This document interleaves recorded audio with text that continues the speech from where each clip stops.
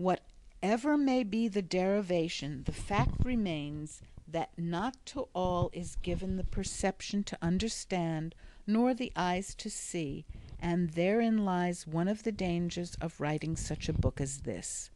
If you read this and then hurry off to a specified restaurant with the expectation of finding the Bohemian atmosphere in evidence, you are apt to be disappointed, for frequently it is necessary to create your own Bohemian atmosphere.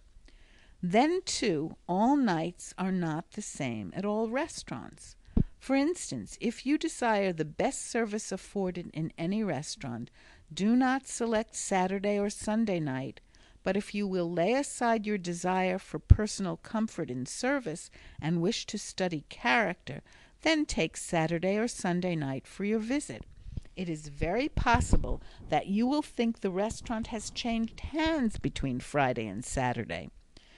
On Saturday and Sunday evening, the mass of San Francisco's great cosmopolitan population holds holiday, and the great feature of the holiday is a restaurant dinner, where there is music and glitter and joyous human companionship. At such times, waiters become careless and sometimes familiar. Cooks are rushed to such an extent that they do not give the care to their preparation that they take pride in on other nights, consoling themselves frequently with the thought that the Saturday and Sunday night patrons do not know or appreciate the higher form of gastronomic art. Remember also that the world is a looking glass. Smile into it and it smiles back. Frown and you get black looks. In Bohemia, we sometimes find it well to overlook soiled table napery, sanded floor, or untidy appearance. Of course, this is not in the higher class of restaurants, but there are times and places when you must remember you are making a study of human interest and not getting a meal, and you must leave your fastidiousness and squeamishness at home. It takes some time to get well within the inner circle of Bohemianism, but after you have arrived, you have the password, and all doors are open to you. If our friends think of a new story, they save it up until our next coming and tell us something that has always a bearing on Bohemia. For instance, how few of us know the origin of the menu card? It seems to be a natural thing, yet like all things it had a beginning, and this is the way it began, according to a good friend who told it to us. Frederick the Great was the lover of good eating, and his chef took pride in providing new and rare dishes for his delectation. But it frequently occurred that the great ruler permitted his appetite to overcome his judgment, and he would eat so heartily of all the food first set before him that when later and more delicious dishes came to the table, he was unable to do them justice. To obviate this, he ordered his chef to prepare each day a list of what was to be served, and to show their rotation during the meal, and in compliance with this order, the first menu card was written. To Frederick the Great is also attributed the naming of the German bread now called pumpernickel.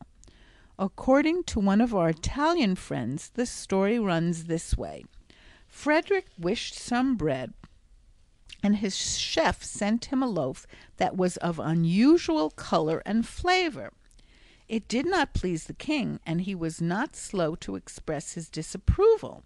He owned a horse named Nicholas, but commonly called Nico, and when the chef appeared before him to receive his censure for sending in distasteful bread, Frederick threw the loaf at his head, exclaiming, "Bon pour Nico." From this it received its name, which has been corrupted to pumpernickel. After the doors are open to you, you will find not only many new stories, but you will learn of customs unusual and discover their origin dating back to the days whose history remains only in folklore. You will be let into family secrets of the alien quarters and will learn of hopes, aspirations, and desires that will startle you with their strangeness. You will find artists, sculptors, and writers of verse in embryo. And if you remain long enough in the atmosphere, you may see, as we have, some of these embryonic thinkers achieve fame that becomes nationwide. It is said of the islands of the South Seas that when one eats of certain fruit, it creates such a longing that the mind is never content until another visit is made. San Francisco's Bohemia lays no claim to persuasive fruit, but it is true that when one breathes in the atmosphere of this mythical world, it leaves an unrest that is only appeased by a return to where the whispering winds tell of enchanted land, where you get the best there is to eat, served in a manner that enhances its flavor and establishes it forever in your memory.